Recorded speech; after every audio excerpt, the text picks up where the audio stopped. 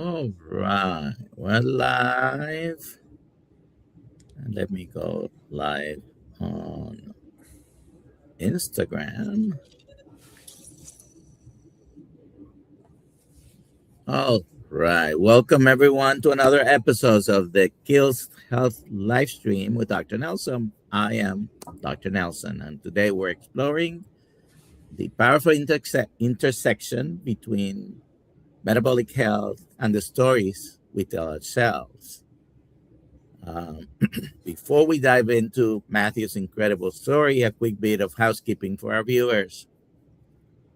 Remember, while I am a physician and Matthew is a metabolic health success story, this live stream is for educational and transformational purposes only.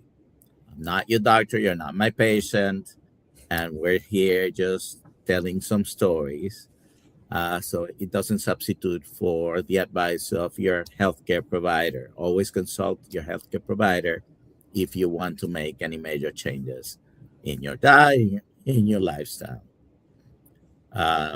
We have recently gotten hit for something that's lived in a podcast. So, disclaimer up front. Anyway, it's we're not going to get into that. Anyways, if you're watching us live, please put in the comments whether you're carnivore, whether you're keto, whatever you're landing, just put in the comments. Or if you're keto, carnivore, curious, also let me know. Also in the chat, please put your questions that you may have for me or for our guest. And if you put QQQ in front of it, there's a good chance I'll be able to see it.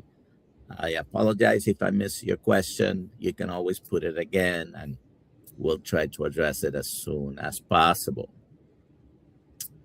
So, joining me today is a man who understands the power of the narrative better than anyone, right? Matthew Burns is a top-tier marketing strategist with the Wizard of Ads, traveling across North America to help businesses 10x their growth. But back in August 2025, Matthew realized his own health needed a radical shift.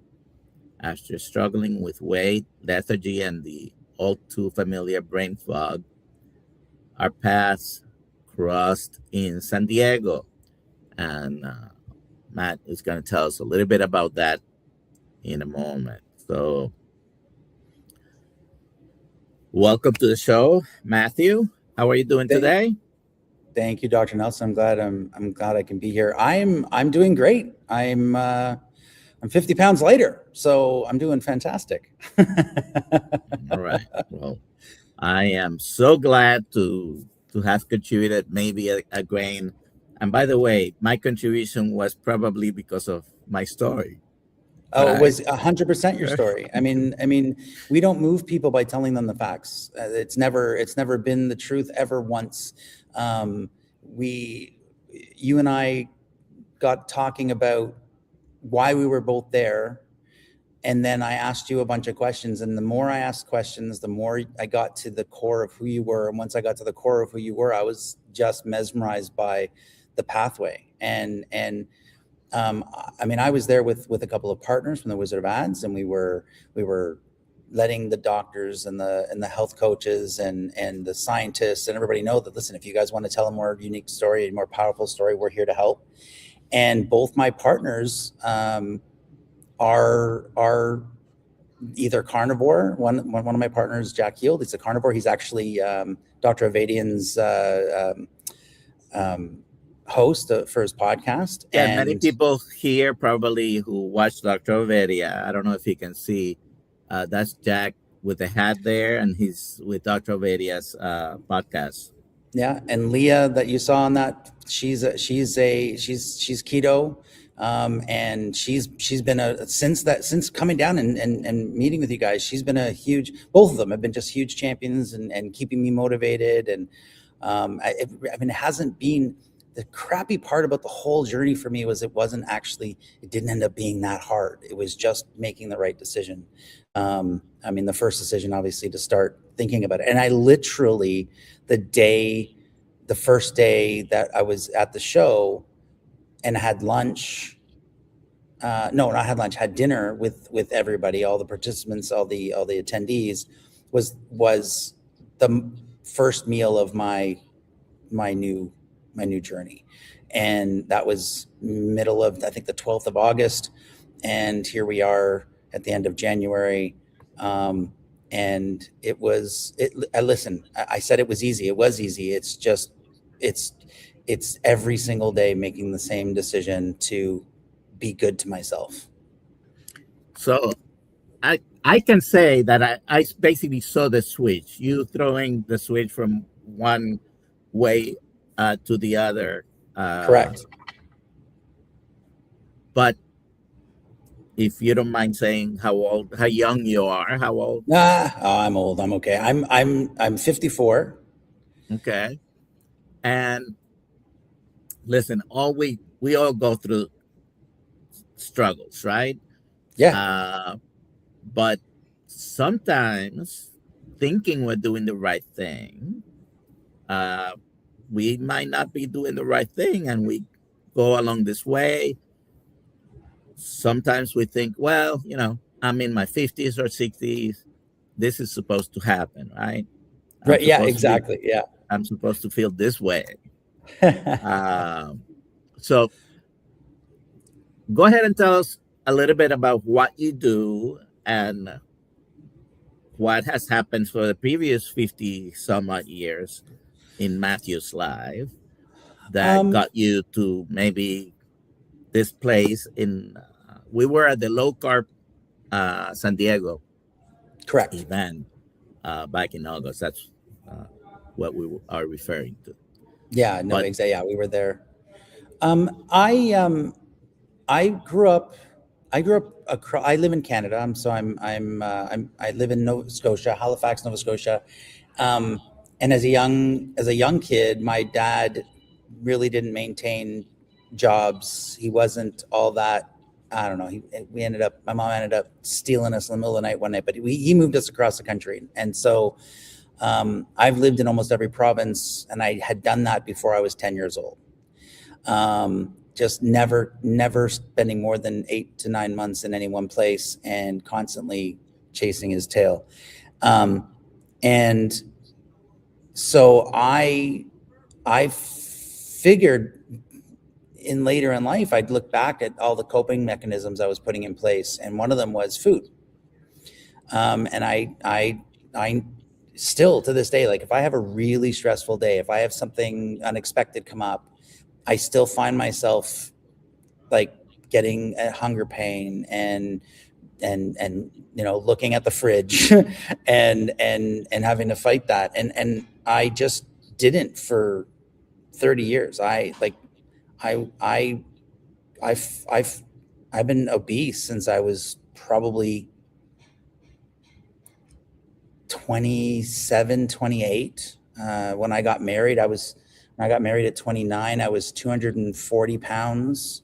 When I met you, I ended up being 308.4 pounds. And I'm active. I'm an active individual. My health, for the most part, I don't know how my blood markers aren't way worse than they are. But I was constantly tired and just never performing at my peak. And the mental fog that you said at the beginning of this, it's like, man, I'm a high performing strategist. I help businesses grow their top line in a big way, and I've got to be on. And I wasn't performing, and I got down. I was talking to these. I got to give a shout out to the Sod Father, to Peter Bollerstadt. I mean, I had a great conversation with him, and the way he presented his information about ruminants and grass-fed beef and preserving our land so that we can have healthier lives just spoke to me. The way spending time outside with Dr. Kiltz on the patio and having a conversation, getting deep into a conversation where we did not see eye to eye, and his patience with me and guidance was incredible. And I just went, man, I've been a sheep for a while here, and I've not taken control. And then I took control. That's all I can say. So you mentioned already 50 pounds.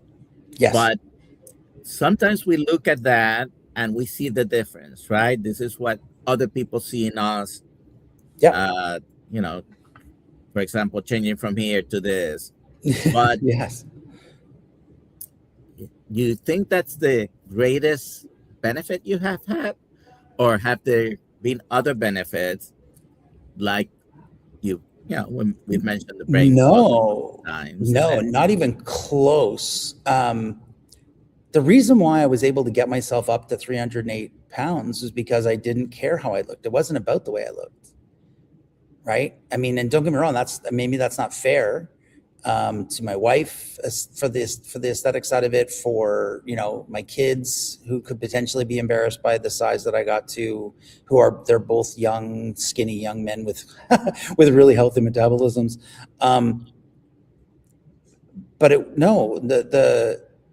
I get up every day as soon as the alarm goes off. I'm more productive in the first 2 hours of my day than I have in years, in decades. I'm probably in the last 6 months since meeting you and starting this journey, I would say that I've probably raised my income by about 40%. Because I go to work every day supercharged. It is a completely different mental state.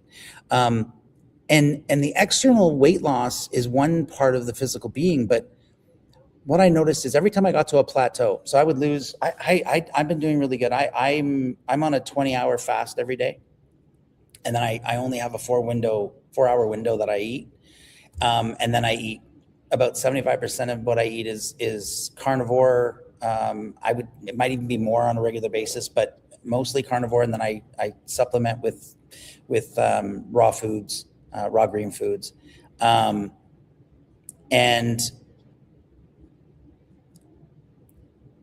I get to a plateau and my body shape changes, but it doesn't just change on the outside. Like I see the weight loss, but it's not the thing that really gets me excited. I feel inside for those 2 weeks or a week and a half or 3 weeks that I plateau at a weight, everything on the inside starts changing. The way my ribs sit, where my arms lie, the lower back pain gone. Lower back pain gone.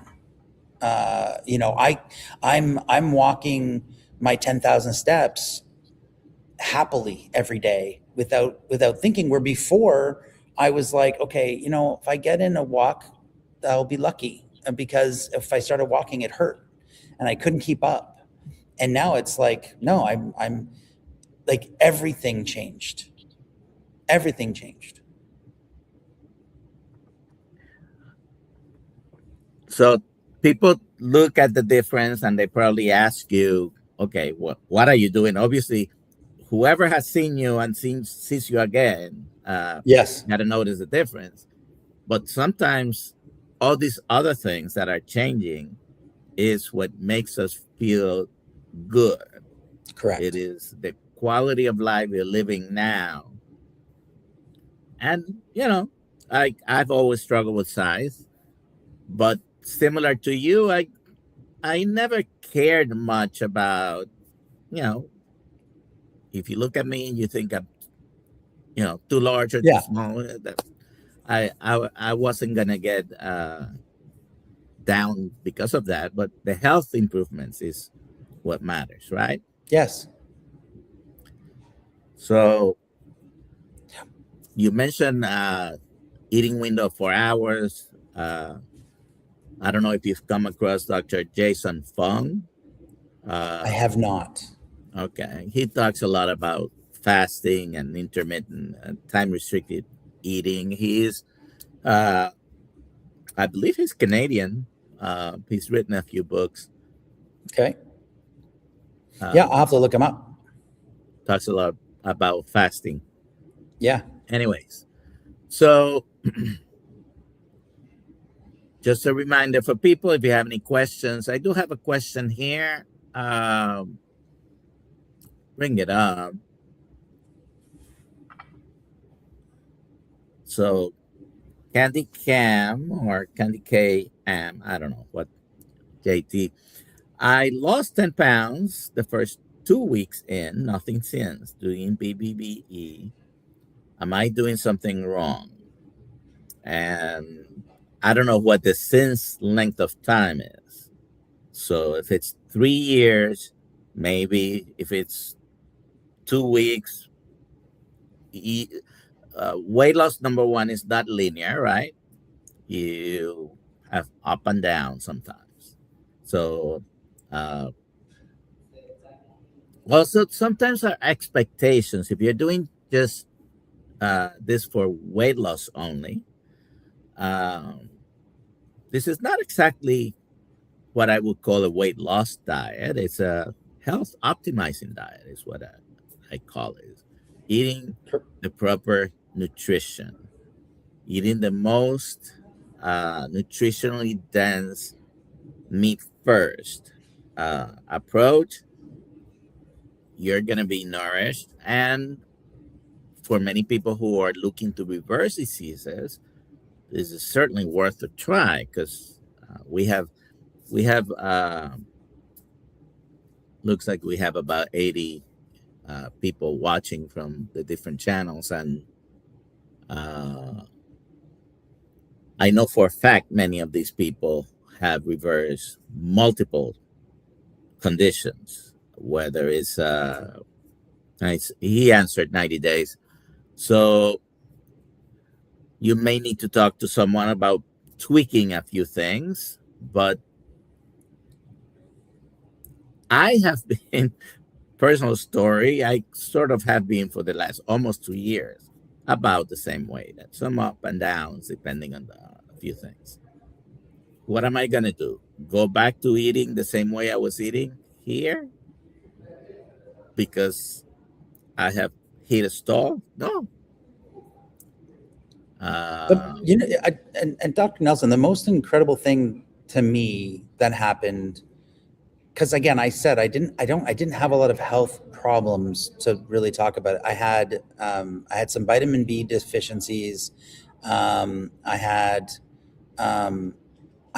some borderline deficiencies, and I don't know what they all are. But what was amazing to me was I got hurt in November, and so I had to go in and do a bunch of tests with the doctor, and my doctor called. So it was with a specialist. My doctor called because he got the blood work back, and he said, "What are you doing?" He just saw from my blood results. He says, "What are you doing? Everything's different. Everything's changed. Like everything." He said, "Like everything is nominal. Like everything is nominal." And I'm like, I decided to eat mostly carnivore. So we talk about your age, not to harp on that. By the way, I'm much older than you. You don't look it. But, well, thank you very much. I'm 65, and in just 19 days, I will be 66. But many men accept weight gain and fatigue as inevitable. Oh, my God. Inevitable. A part of aging, right? So how has your perspective changed regarding getting older? Okay, so this has been probably the biggest mental shift is, what we don't do. We don't educate ourselves enough on what our bodies go through when we go through the aging process, and we don't realize what actually affects what in the body, because we're not taught it. It's not. I mean, it's not even something that I mean, you're a doctor, you're a standard medical doctor, GP, from my memory, and you weren't behaving the way you are now because it wasn't standard to teach this. And so when you start educating yourself, you realize a couple of things. And you can correct anything I've got wrong here, because I may be wrong. I am definitely not a professional here. But as an aging man, testosterone's more important than it ever has been. And because without testosterone, you lose your metabolism. And without muscle mass, without being strong, you lose testosterone. And so the more I focus on eating properly and the more energy I have, the more I'm walking, the more I'm going up and down stairs, the more I've just recently started using band resistance, and I'm starting because I needed to get strong slowly so that I could sustain myself. But the stronger I get, even the better this becomes, the easier this becomes. It's not singularly just eat meat. It's do the research, follow the people like DoctorNelson and Dr. Kiltz, who are talking about all the things that are necessary for us as we get older, not just so that we have good metabolic health, in essence, but to actually be healthy. And it starts with correcting your metabolic health, and then do the other things that are necessary. Remember when we were, way back when, when the saber-tooth tigers were running around and we were hunting with spears, we were constantly moving, constantly growing our muscle tissue and eating. I mean, we were eating meat. We were killing animals and eating meat, and we wouldn't eat every day. And those body types were strong, way stronger than we are now. And the obesity wasn't a thing. So yeah, like, I don't know. I can't look backwards at this. I've learned, you get a peek under the curtain and you're like, what the heck? Once you know, and right. You mentioned a couple of things. So very interesting. I have, when I was younger, I was very active. I like to play basketball, baseball, softball, volleyball. I even have, many of you might not believe it, I have a couple of trophies on my mantle. But as we age and we get busy with work and life, sometimes we abandon that. But was the most important change you made starting exercising or changing your diet? And sometimes 1,000% diet. Yeah. And at some point you felt like, okay, I gotta move more. I gotta do some strength training. But sometimes we look at people who are large and we're thinking, oh, he's not exercising enough. Like that. The most important thing, I'm not putting exercise down, of course, but once you change your diet, you start feeling better. Then you feel like I gotta also exercise, right? Yeah. No, I'm gonna say it. I'm gonna say what I've learned is that food is my weight, exercise is my maintenance, but food is all about my weight. That's what's taking care of shedding me down. I mean, I know it's not the best marker, but I'm 10 BMI points lower than I was, and I'm still obese. Like, it's a big marker. Like, it's a big change just from eating better, just from choosing foods that are whole and natural. Like processed food, as I haven't had, even when I eat out. I mean, I'd be the closest time. So like, I travel a lot for work. I meet with clients quite frequently. I'm probably on the road at least a week, maybe a week and a half, a month.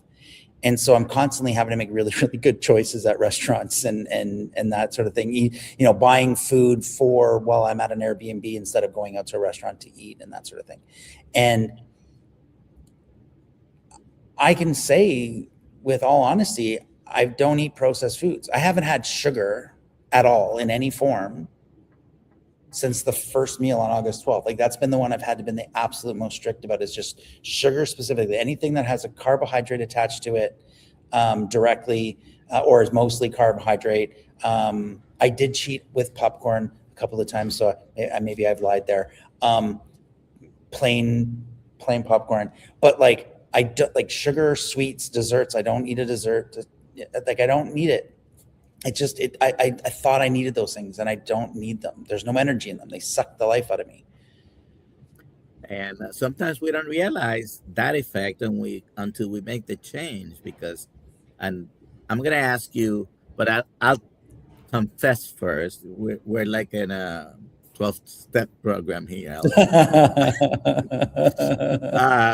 So my used to be, I would get out of the house, get in the car. I might have stop at a gas station to put some gas, or with the excuse of putting gas, maybe to go inside and get an apple fritter, a coffee, and sometimes I'll get a second apple fritter or some other thing that really wasn't a breakfast. And I would repeat that throughout the day. How has your day changed since you made this change? Well, tell me what you used to eat a lot of before, or the choices you made compared to now. Okay, so I'm not really a sweets person, but ice cream was a big killer for me, and I live very close to a Dairy Queen, and that was probably a 3 or 4 day a week trip. You know, eat some food at home and then go get that for dessert at like 8 o'clock at night, 9 o'clock at night, and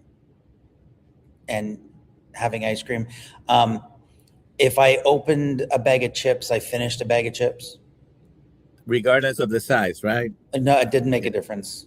Yeah, no way. The family pack from Costco, it was gone. I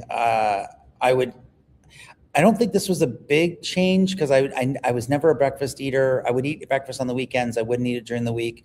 But lunch would be whatever was left over from the night before, plus whatever else I bought at the vending machine while I was at work. And then when I started working for myself and from home, then it was just really easy to go to the fridge and grab whatever. And then if we didn't have leftovers, then it was usually I would open up a tin of, or a bag of, or a box of something pre-made. And now I wake up in the morning, I do my walk. I since starting this, I bought a walking pad, like a mini treadmill. I do my walk. I go downstairs. I let the dogs out. It's Canada right now, and it's cold, so I don't take the dogs for their walks right now. And let the dogs out. I get a coffee. I make a coffee for my wife, and we sit and plan our day in the morning. And then I go up to my office with a big jug of water. I work until lunchtime. I do another small walk. And then around 3:30, 4 o'clock in the afternoon, I go back downstairs. I usually finish my day on my laptop. And after 4 o'clock, I usually have a piece of cheese or if I had some steak the night before, a piece of chicken the night before, I might grab a little bite of the chicken, just to nosh on, just to get me, because I'll guarantee by that point I've got a little bit of a hunger going on. And then we prepare a meal. By about 6:30, usually I'm done. 7 o'clock, I'm done. And then whatever is going on that evening. So whatever activity we have in the evening, and then I go to bed. So I have a 4-hour window. Most times I only eat in a 1.5 to 2 hour window. And that's my meal for the day. And I'm not shedding pounds. Like, I'm not like, they're not flying off. And I'll go 2 or 3 weeks where I gain weight and fluctuate. And like I said, I call it a plateau, but it's never flat. It's always up, up, up, down, down, down, up, up, up. And I don't know why that is. I mean, I wish I had a That's better what normally explanation. happens for most people. It's not a Yeah. flat line going straight down. Yeah. But then I found that when I say to myself, my biggest trick, my biggest like Jedi mind trick that I've done for myself is when I get past a certain weight. So usually at the 10-pound marker. So when I was 308, I got lower than 300 by a couple of pounds. I just said, okay, I'm never going to be 300 pounds again. And so I watched the scale really diligently to get down to that, 392. And at 392 is usually where, that's when I first noticed, and the reason why that number sticks out is where I first plateaued, and I plateaued for a long time, and I was really discouraged. And then I said to myself, okay, I'm just going to behave like I'm already 389 pounds. And so I just behaved that way. I made the decision I was going to be lighter, and I became lighter. And then I would get down to like, somewhere in the neighborhood of 385. And I'd say, okay, I'm never going to be, 285. And I'm never going to be 290 pounds again. And that's been my promise to myself going forward. It's easy because you can weigh that and measure it. Now, in the last month or so, I've been more concentrating on my physical strength so that I can be a little bit more active on a daily basis, which is why my routines changed so much to walking and now with resistance bands. So now I added that in as well, but the marker is that I'm not going backwards, and I just brain hacked myself. So you mentioned that you often go out with clients, right, to eat? Yes. Yep. And has any client made any comments about what's on your plate? Everybody makes comments about the way I eat. Everybody makes comments about it. Are you kidding me? What do they say? I'll give you a really good example. So I was I'm in Montreal right now. I was in Vancouver onboarding a new client this last weekend. He's a really hardworking owner of a plumbing company, and he asked if we could do a weekend uncovery, which I don't normally do, but I said, yes, I got you, let's go. And when I go and meet with them, we're usually in their shop, or we're in their place of business, so I can learn who they are, so we can do a good job to figure out a good strategy to help them grow. And this time their shop heater broke, and on the Friday when I flew in, and I said, well, listen, why don't we meet in the Airbnb? And I'm one for, I take care of people. I live in thriving mode. So I went to the store on Friday when I landed, and I bought a whole bunch of food, and I put it on the table. So when they got there in the morning, there was things that they could snack on all day. Because I just believe in taking care of people, and no matter where they are in their journey, no matter where they are. And so I had a couple of not healthy snacks. But most of the table was meat sticks, cheese. I got some almonds. I got some almonds, and I got some walnuts, and then a couple of sweets things. And every time I got up to get a snack, I would sit down, and I say, listen, this is the one time I ate all day with the client. I ate all day. I say I ate all day. I would get up and have a piece of cheese. An hour later, I would go up and have a meat stick. I wasn't eating a lot of food, but I didn't want them to feel uncomfortable. But the client noticed, Sarush is his name. He goes, you didn't have, like, those donuts are great. And I'm like, yeah, I don't eat donuts. And he goes, what do you mean you don't eat donuts? I said, I don't eat anything processed. And he goes, yeah, like, you're just coming back with nuts, or you're just coming back with cheese. It's like, why do you do that? And then my partner, Leah, was actually with me. Leah, who's on that card that you showed earlier. And she goes, oh, actually, Matthew's going through a transformation right now, and he's mostly carnivore. And the guy's like, what? He goes, tell me all about that. And he got all excited. And I said, okay. And I was surprised, because besides my wife, who's extremely supportive, and in my transformation, she's lost her own 20 pounds and is loving her life and feeling better and has less brain fog and all of that stuff. And just because she's like, well, if you're not eating, I'm not eating. And if you're going to eat that, I'm going to eat that. he was extremely supportive. And then we went out for dinner that night, and he said, okay, how do I eat like that? Because I ordered a steak, and I said, I don't need any carbs. I said, you can leave the vegetables. I may or may not eat them. And I didn't order. I said, what do you guys want for apps? I pay when we go out for dinner, and they ordered apps, and I'm not eating the apps. Like, how are you doing this? Like, how can you do this? And I said, it's just a decision. It's just like anything else. And so the shock and awe of like, it's possible just to, and like, I'm like, yeah. And then what didn't even come out that I was 50 pounds heavier in August. They didn't know, they didn't realize.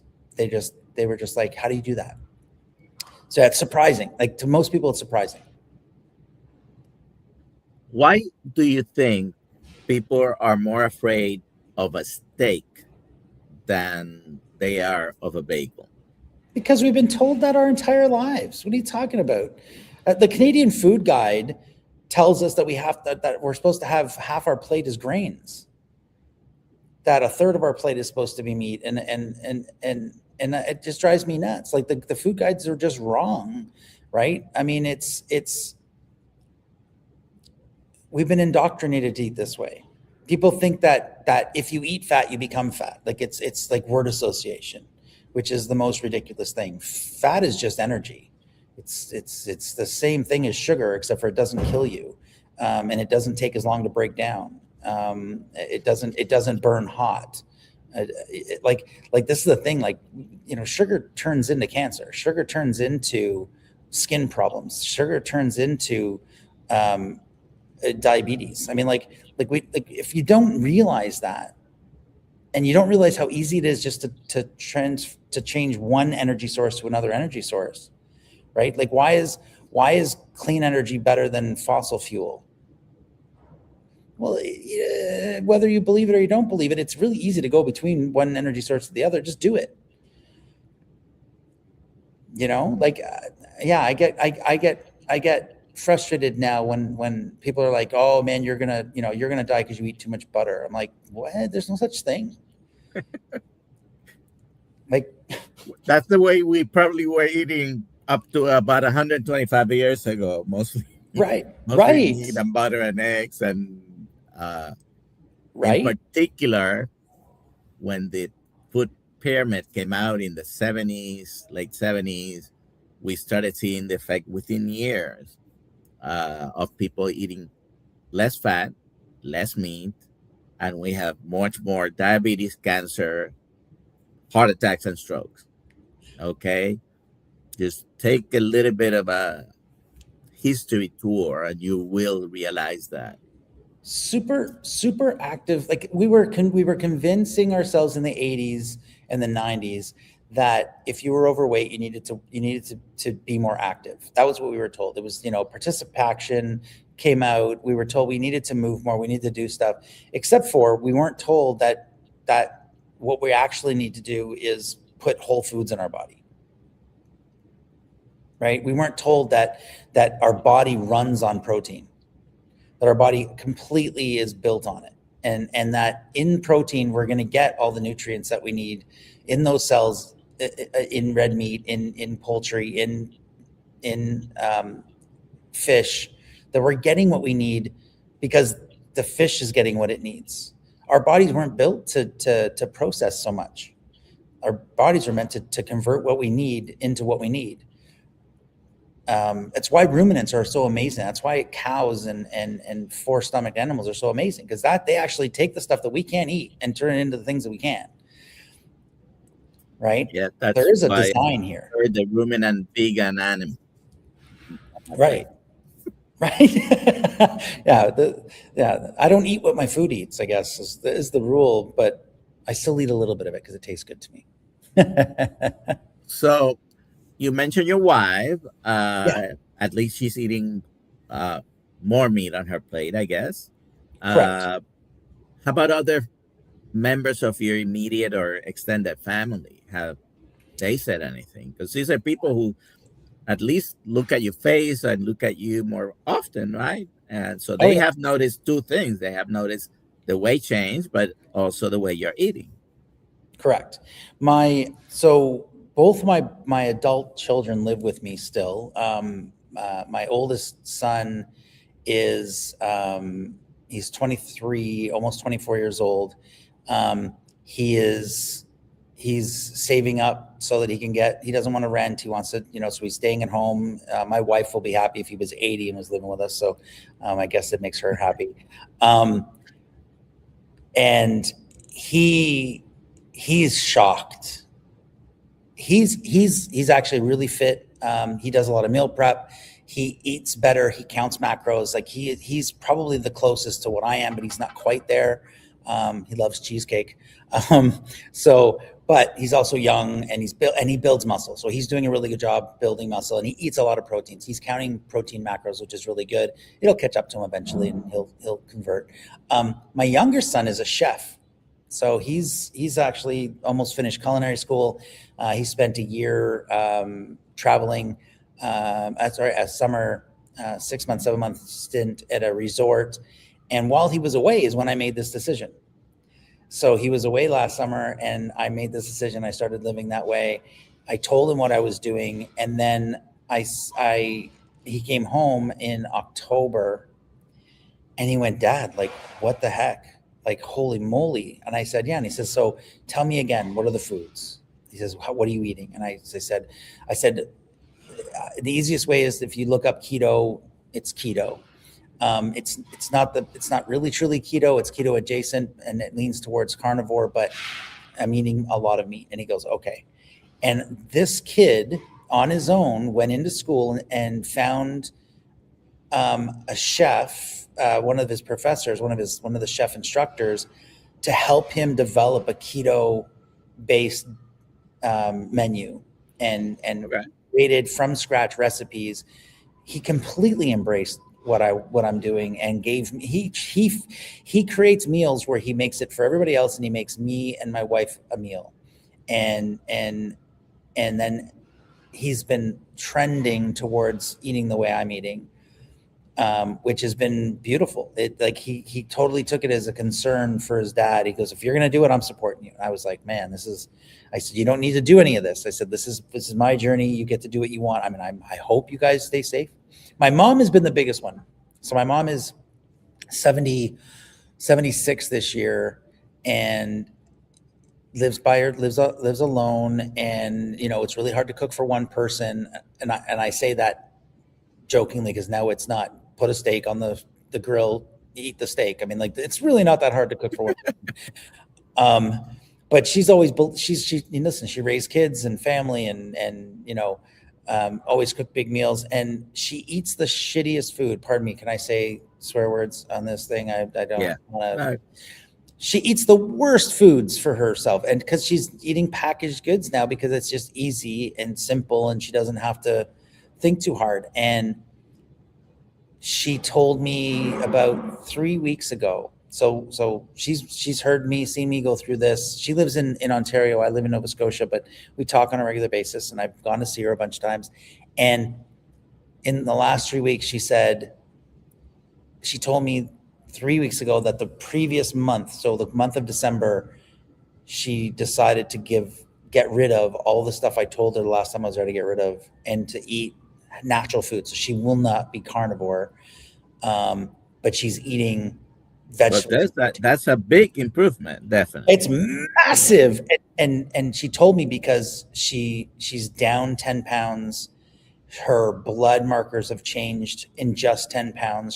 She has a regular visit because she has a blood disorder, and her blood markers have all changed, and she's brighter than she's ever been, and happier. And she thought she was depressed because she was living alone. She started to get a depression, and she said, "I don't feel the same way. Now she feels like she has purpose again. She feels like she's in control of herself." And it's amazing to feel that. Like, the one thing I don't know that anybody, like, if you're on here and you're listening, and any motivation you ever need, the story you tell yourself is the most powerful story. And so when you say, Dr. Nelson, when you said earlier, like, most men, they get in, I don't think it's most men. I think it's most humans. They get to an age when they go, "Hey, listen, this is my fate. I'm here now. And so this is what I'm going to deal with." I don't have knee pain. I don't have to deal with knee pain. I can run upstairs. I don't have pain in my ankles. I don't go when I get out of bed anymore, or when I stand up from the chair. I told you my lower back pain is gone. My mom is singing now. She's just happy. And it's because she's not burdened by things. She's not burdened by the chemicals. She's not burdened by being, her body, burning sugar and creating carcinogens and hurting her. And she didn't believe me. I mean, it took her a long time to see the results of what I was doing. And she's like, I got to go shopping. I'm like, yeah, you do. Let's go. Let's get a new shirt. Let's get a new pair of pants that fit better. Let's get feel pretty. Do the thing that whatever it is it takes you to feel pretty. Like, it gives your motivation to move forward. And that's huge. But you have to take the action at the beginning. So food companies are not going to be very happy with us here, but if you really cut everything that comes in a box, a bag, or a can, and Correct. you stick with whole foods, that probably will be the most, it'll be a big change in your health, I think. And yes, if you're carnivore, I was very sick, diabetes, a bunch of other stuff. So I have to be more restrictive. But what do you think? Is it restrictive or extreme to eliminate all the things that are not making us be well? I laugh because if something's hurting you, if somebody came up to you and pointed a gun at you or tried to hit you with a stick, would you not defend? Like, would you not protect yourself? Would you not do what it takes to be safe? That's the same as eating whole foods. All you're doing is taking the action necessary to be safe and healthy.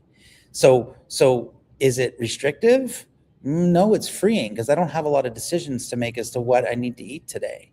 I think the biggest myth is everybody thinks that you're not allowed to have flavor anymore, or you're not allowed, you're restricted to, no, listen, reach out to me at some point and I'll make sure to throw you 2 or 3 good recipes that my son has created that are completely keto, and using only whole foods that he's made so that we can make in the house. They don't have to be in a chef's kitchen to make. It's freeing. It's not restrictive. You haven't gone to the very edge of anything. You're actually doing what's supposed to be done. All right. I'll be looking forward to that keto carnivore book he's going to write with your help. I know, right? Exactly. Oh my gosh. The stories that go with the recipes, right? That's what it's going to be. Yeah. Yeah. So how has hunger changed for you? Ooh, that's interesting. Full disclosure, I am hungry all the time, but it's completely different now. The strangest thing about doing what I'm doing now is that I actually can. I didn't. People say this, and you'll hear this on other podcasts, or you'll hear this people talk about listen to your hunger signals and know what they mean. And if I had started this going, okay, I'm going to listen to my hunger signals, I would never have started, because I'm like, yeah, I'm listening to them, I'm hungry, and I go eat. It's not the way this works. Now, my stomach is always talking to me. And I'm using the word that I always feel hungry. I'm not always hungry. I'm always noticing what my stomach is doing or thinking or saying. What has completely gone away, which until right now, I didn't really think of it because I was thinking about my hunger signals, is I don't have acid reflux. I don't know if everybody on it. I don't burp. I don't have little bits of food from my stomach or acid that's bubbling up because there's so much going on down there. I don't have that coming up. I think the biggest thing that I noticed before. Oh God, yeah. Oh yeah, like really badly. I was never on medicine. It wasn't that bad, but I was constantly retasting. I don't know, it's disgusting, but my stomach was always full. Like I always had food in it. I didn't go, like once I started eating, I ate till I went to bed. And I thought for sure I was going to starve to death when I started this pathway. And now I just noticed that my stomach is there. And I just drink some more water. Like I fill it up with water. It goes, oh yeah, I'm not hungry.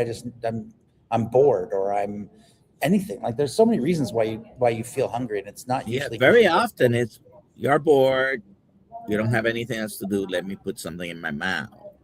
And in the past, now you reach for water, for example, but in the past, and I did that too, I would reach for whatever was available.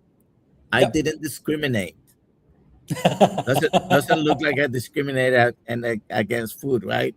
It just, if it was available, I eat it.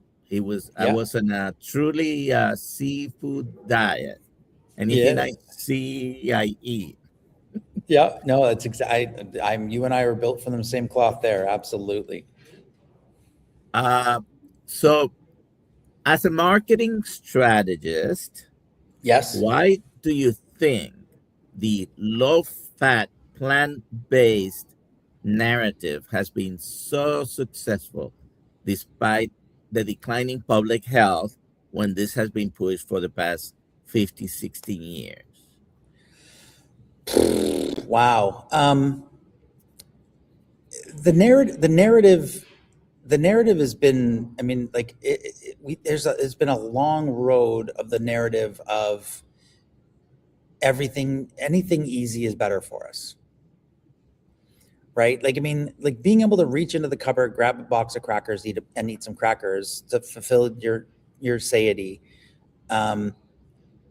It's so easy to do, right? Like cooking. Nobody's going to cook a steak in a microwave. That's just the dumbest thing you're ever going to do. But it's the easiest thing to do, right? You can just throw it in there. It'll cook. It'll brown. It'll get there. But nobody does that for flavor or for the joy of cooking. Just because it's easy doesn't mean it's right. But we've been sold that if you can grab it quickly and go, I mean, like protein bars, like it's one of those things where like even protein bars, oh yeah, no, protein's good for you, but so grab it in a protein bar, but except for it's not, there's so much processed stuff to keep it shelf stable.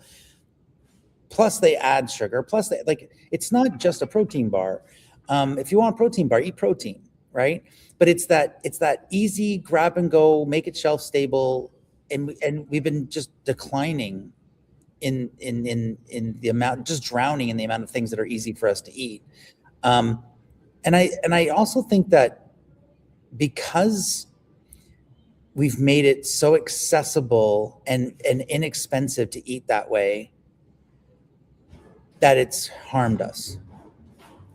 And so the messaging has always been, it's all about ease. And which is why, like, it's funny because you said something about like, is it extreme to eat carnivore, or is it the appropriate thing to do? And it's the story that you tell. And this is why I said earlier, it's the story that you tell yourself.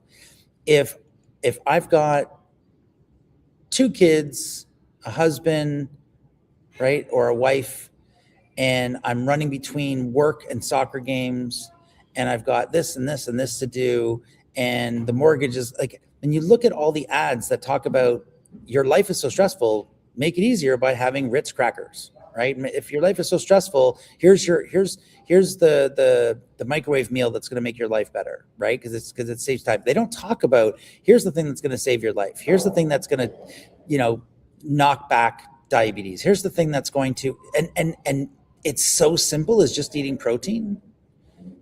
It's so simple as just don't eat something processed. It's so simple as to don't eat refined sugar. Not all sugar is bad for you. Throw some berries into your body every once in a while. Like eat a whole food. If you can pluck it and eat it, if you can pull it out of the ground and you can eat it, if you can, and unfortunately, if it's an animal that is edible, then eat it.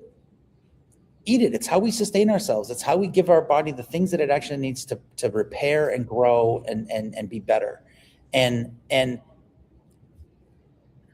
that's a really simple story. And the problem is that most people don't believe in simple stories.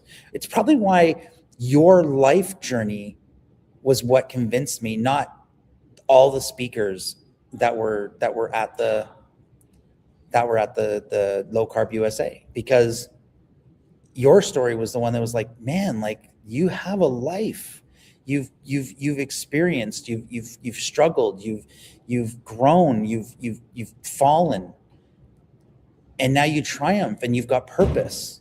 And it's that motivated me to want to go further, listening to Dr. Kiltz and his true belief, his passionate true belief, and his acceptance of people who are not exactly like him. Don't tell me I have to be one way, right? He never did that. We didn't see eye to eye, and yet he was like, man, I really appreciate this conversation. This was amazing. I'm so glad we met. So no, I think that the narrative that we've been fed of if it's easier, it's better, is what's driven us so far down. And I think the narrative to make the change is really easy, because I think if we simplify the message and we tell our human stories, we will win. So we're coming to an end shortly, but I'm going to put you on the spot. Uh-oh. So we're starting a marketing campaign. Okay. You're branding the keto and carnivore lifestyle for our audiences. What will be your headline? What's the tagline? What's the headline for keto carnivore lifestyle?